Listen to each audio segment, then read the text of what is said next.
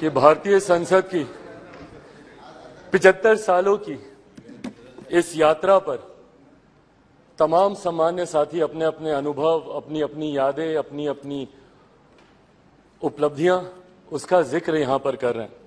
मुझे लगता है सर, एक दिन कुछ घंटे इन 75 सालों की यात्रा को समअप करके बताने के लिए बहुत कम है, पर मैं बधाई दूंगा जिस तरीके से आज हमारे प्रधानमंत्री आदरणीय नरेंद्र मोदी जी ने इतने कम समय में इतने खूबसूरत शब्दों के साथ जिस तरीके से इस 75 साल की यात्रा के बारे में उन्होंने पूरा बखान किया, जहां हमारे देश के प्रधानमंत्रियों के योगदान से लेकर इस संसद को चलाने में छोटे से छोटे कर्मचारी के योगदान तक की उन्होंने सराहना की, उनको भी उन्होंने सम्मान देने का काम किया। मीडिया के हमारे साथियों का भी उन्होंने जिक्र किया।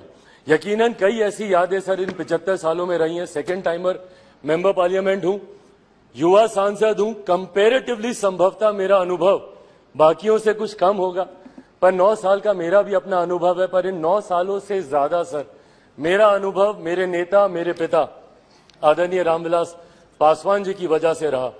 बचपन से जब से होश संभाला, उनके माध्यम से इस संसद की कार्यप्रणाली को समझा, इस संसद की कार्यशैली को समझा, और जब पहली बार इस लोकसभा में आया तो उन्हीं का ही हाथ पकड़कर आया।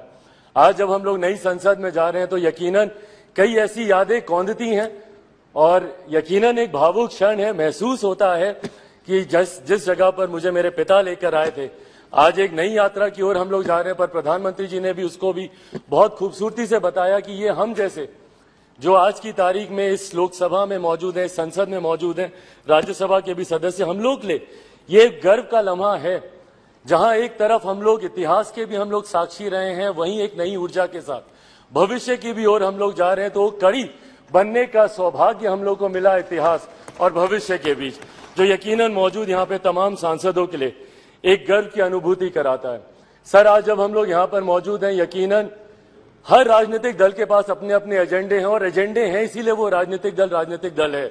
हर किसी ने अपनी अपनी बातों को रखा कि इस विशेष सत्र में ये चर्चा होनी चाहिए, वो चर्चा होनी चाहिए, ये मुद्दे आने चाहिए। यकीनन सर, मेरी भी पार्टी है, हम भी चाहते हैं कि कई विषय हैं जिसपे चर्चा होनी चाहिए। मैं युवा हूं, हमेशा इस बार का मैं पक्षधर रहा हूं कि भारत में एक युवा कमीशन का गठन होना चाहिए, एक नेशनल युवा कमीशन, एक राष्ट्रीय युवा आयोग का गठन किया जाना चाहिए, जहां पे युवा अपनी तमाम समस्याओं के साथ जाएं और अपना समाधान लेकर आए। भारत एक युवा देश है, अलग अलग आयोग यहां पर बने हैं, महिला आयोग है, बाल आयोग है, अल्पसंख्यक आयोग है। ऐसे में देश में एक युवा आयोग के गठन का ये समय है, ये होना चाहिए। साथ ही में हम लोग चाहते हैं sir, women reservation bill pay भी चर्चा हो रही थी, वो भी हम लोग चाहते हैं कि विमेन रिजर्वेशन बिल जल्द से जल्द आए। आज इतनी भारी संख्या में महिला सांसद जो यहाँ पे मौजूद हैं, अपने सामर्थ्य पर जीत कर आई हैं।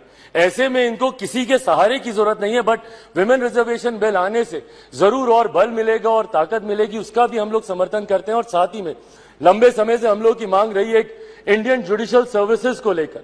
हम लोग चाहते हैं कि एक जुडिशियल सर्विसेज का गठन हो, ताकि समाज के वंचित वर्ग से आने वाले लोग उस स्थान पर पहुंचे जहां से वो न्याय दिलाने की प्रक्रिया का वो हिस्सा बन सके, ताकि उनके साथ जो अभी तक भी रहकर भेदभाव या अन्याय होता है उसको दूर किया जा सके। पर इन तमाम विषयों को अलग अलग मंचों पे हम लोगों ने रखा है सर, ऑल पार्टी मीटिंग होती है वहां पर भी, पर हम लोग सिर्फ इन एंटीसिपेशन की क्या होगा, कहीं ना कहीं इस लम्हे की खूबसूरती को हम लोग खो रहे हैं। आज मैं बस यही आग्रह करूंगा कि कौन सा बिल आ रहा है, नहीं आ रहा है, पर ये जो विशेष सत्र बुलाया गया है, ये इतिहास और भविष्य को जोड़ने वाली कड़ी को लेकर बुलाया गया है। हम लोग का ध्यान यकीनन केंद्रित उस तरफ भी होना चाहिए, ताकि इस लम्हे की खूबसूरती को हम ना भूल जाए। पूरा देश नजर लगाए इस पर, देख रहा है कि कैसे हम लोग यहां से दूसरी नई संसद में हम लोग जा रहे हैं। देश ही नहीं, पूरी दुनिया देख रही है। और आज सर, जब डॉक्टर बाबा साहेब भीमराव अंबेडकर जी के बनाए हुए संविधान के आधार पर जिस तरीके से भारतीय संसद के 75 सालों का इतिहास रहा है, मैं उम्मीद ही नहीं पूरे विश्वास के साथ ये कह सकता हूं कि हमारे मौजूदा प्रधानमंत्री आदरणीय नरेंद्र मोदी जी के नेतृत्व में डॉक्टर बाबा साहेब भीमराव अंबेडकर जी के बनाए हुए संविधान के आधार पर ही हम लोग एक विकसित देश की हम लोग नींव रखने जा रहे हैं। और जो लक्ष्य है 2047 में विकसित देश के निर्माण का, उस लक्ष्य को हम लोग नई संसद से हम लोग जरूर अचीव कर पाएंगे।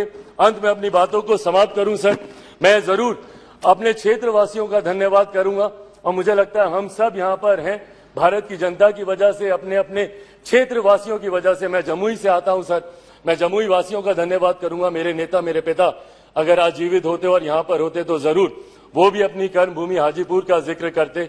मैं पूरे अपने प्रदेश बिहार का और देशवासियों का धन्यवाद करूंगा जिन्होंने भारतीय संसद को इतना सशक्त, इतना मजबूत बनाया कि आज जब दुनिया भर के राष्ट्रीय अध्यक्ष आते हैं तो वो G20 जैसे इतने भव्य आयोजन को देखकर, जो हमारे प्रधानमंत्री जी के नेतृत्व में किया गया, उसको देखकर देश ही नहीं पूरी दुनिया बढ़ते विकसित भारत के बढ़ते कदमों की सराहना करती है। एक बार फिर से मैं प्रधानमंत्री जी का भारत को नई संसद देने के लिए उनका धन्यवाद करता हूं और यहां पर आपका धन्यवाद करता हूं कि आपने मुझे समय दिया। Thank you so much sir. धन्यवाद। Next speaker Shri E.T. Mohammed Bashir.